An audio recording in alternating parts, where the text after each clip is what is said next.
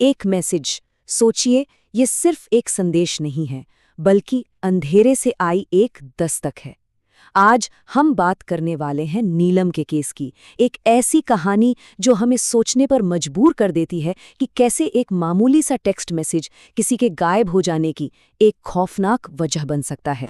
सवाल सवाल तो बहुत सीधा सा है, लेकिन इसका जवाब उतना ही ज्यादा उलझा हुआ।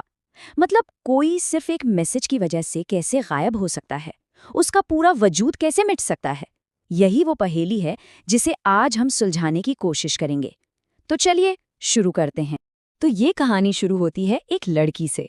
एक ऐसी लड़की जिसकी आंखों में बड़े बड़े सपने थे और उन सपनों को पूरा करने का एक जुनून था। नाम था उसका नीलम। देखिए, नीलम की कहानी हम में से कई लोगों जैसी ही है।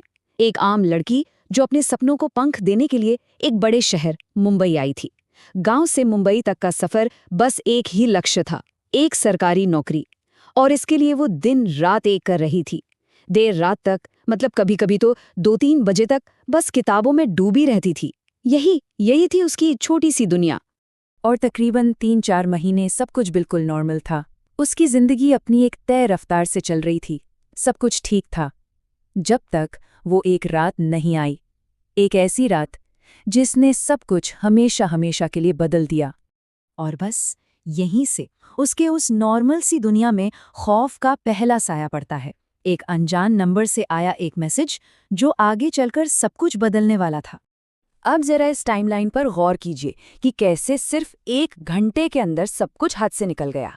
रात के 12:30 बजे जब नीलम अपनी पढ़ाई में डूबी हुई थी, पहला मैसेज आता है। ठीक 10 मिनट बाद 12:40 पे एक और मैसेज आता है जो पहले से कई ज्यादा डरावना था। 1 बजे तक नीलम इतना परेशान हो जाती है कि वो उस नंबर को ब्लॉक कर देती है। लेकिन ये सब यहीं खत्म नहीं होता। 1:30 बजे तक नए नए नंबरों से मैसेज आने लगते हैं और फिर एक वॉइस नोट आता है जो उसके सारे बचाव को तोड़कर रख देता है। पहला मैसेज था, तुम बहुत अकेली हो, क्या मेरे साथ खेलना चाहोगी? अब देर रात आए इस मैसेज को नीलम ने सोचा कि कोई भद्दा मजाक कर रहा है और इसे नजरअंदाज करने की कोशिश की। लेकिन सिर्फ 10 मिनट के बाद ही दूसरा मैसेज आता है, मैं तुम्हें देख रहा हूं। अब ये मजाक नहीं लग रहा था। जो बेचैनी थी वो अब सीधे सीधे डर में बदल चुकी थी। कोई था जो उसे देख रहा था। जाहिर है वो घबरा गई। घबराहट में नीलम ने फौरन खुद को सुरक्षित करने के लिए जो भी कर सकती थी वो किया। सबसे पहले अपार्टमेंट का दरवाजा अच्छी तरह लॉक किया, फिर सारी खिड़कियां चेक की, उन्हें भी बंद किया और आखिर में उस अनजान नंबर को ब्लॉक कर दिया, बस इस उम्मीद में कि ये सब यहीं पर खत्म हो जाए। पर उसकी ये उम्मीद भी टूट गई। ब्लॉक करने से कुछ भी नहीं बदला।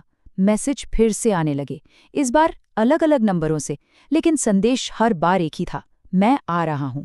अब नीलम को ये बात समझ आ चुकी थी कि वो जिससे भी बचने की कोशिश कर रही है वो उससे कहीं ज्यादा शातिर है। और फिर आया वो वॉइस नोट। एक बहुत ही धीमी, खिसटती हुई सी आवाज, ऐसी आवाज जो किसी इंसान की लग ही नहीं रही थी। और उस आवाज ने कहा, मैं तुम्हारे पास आ रहा हूं। बस इस आवाज ने नीलम के अंदर का बचा खुचा हौसला भी तोड़ दिया। उसने अपनी किताबें बंद की और डर से कांपते हुए जाकर बिस्तर में छुप गई। अब तक जो डर सिर्फ फोन की स्क्रीन तक था, वो अब कमरे की दहलीज पर दस्तक देने वाला था। कहानी अब अपने सबसे ज्यादा खौफनाक मोड़ पर पहुंच चुकी थी। तभी अचानक लाइट चली गई। सिर्फ उसके अपार्टमेंट की नहीं, बल्कि पूरे मोहल्ले की। चारों तरफ घना अंधेरा और एक डरावनी खामोशी छा गई। और उसी खामोशी को चीरती हुई एक आवाज आई, दरवाजे पर दस्तक की आवाज। कोई धीरे धीरे लेकिन लगातार दरवाजा खटखटा रहा था। ये सुनते ही नीलम की तो जैसे सांसें ही रुक गईं। वो इतनी ज्यादा डर चुकी थी कि उसमें हिलने की भी हिम्मत नहीं बची थी। और फिर कुछ ऐसा हुआ जिसके बारे में सोचा भी नहीं जा सकता था। वो दरवाजा जिसे नीलम ने खुद अंदर से लॉक किया था, वो दरवाजा अपने आप खुल गया। इसके बाद क्या हुआ ये कोई नहीं जानता। अगली सुबह तो हुई, लेकिन नीलम के लिए नहीं। उस रात के बाद नीलम को फिर कभी किसी ने नहीं देखा। पीछे अगर कुछ रह गया तो वो थे कुछ अनसुलझे सवाल और एक बहुत गहरा रहस्य।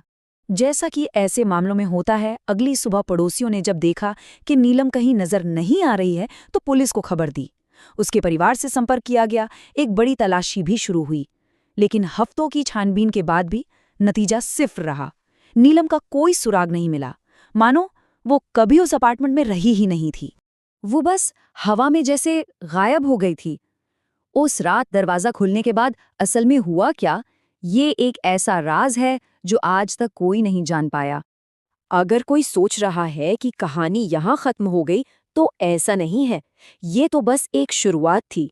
नीलम की गुमशुदगी कोई एक अकेली घटना नहीं थी, बल्कि ये एक खौफनाक सिलसिले की बस पहली कड़ी थी। नीलम के गायब होने के कुछ वक्त बाद उसी रहस्यमयी नंबर से दूसरे लोगों को भी मैसेज मिलने की खबरें आने लगी, और इस बात ने लोगों के डर को और भी गहरा कर दिया।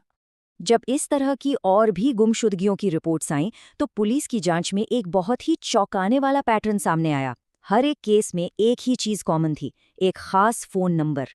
इसे शापित नंबर कहा जाने लगा, क्योंकि ऐसा देखा गया कि जिसे भी इस नंबर से मैसेज मिलता, वो बिना कोई सुराग छोड़े गायब हो जाता। और सबसे ज्यादा डराने वाली बात जानते हैं क्या है? ये किंवदंती यहीं खत्म नहीं होती। कहा जाता है कि वो नंबर आज भी एक्टिव है, कहीं किसी के फोन में बजने का इंतजार कर रहा है। तो ये कहानी ये हमें एक बहुत ही गहरे और परेशान करने वाले सवाल के साथ छोड़ जाती है। सोचिए, इस डिजिटल दुनिया में जहां हम सब हर वक्त एक दूसरे से जुड़े हुए हैं, क्या हम वाकई में उतने सुरक्षित हैं जितना हम सोचते हैं? या कोई अनजाना खतरा बस एक मैसेज की दूरी पर हमारा इंतजार कर रहा है?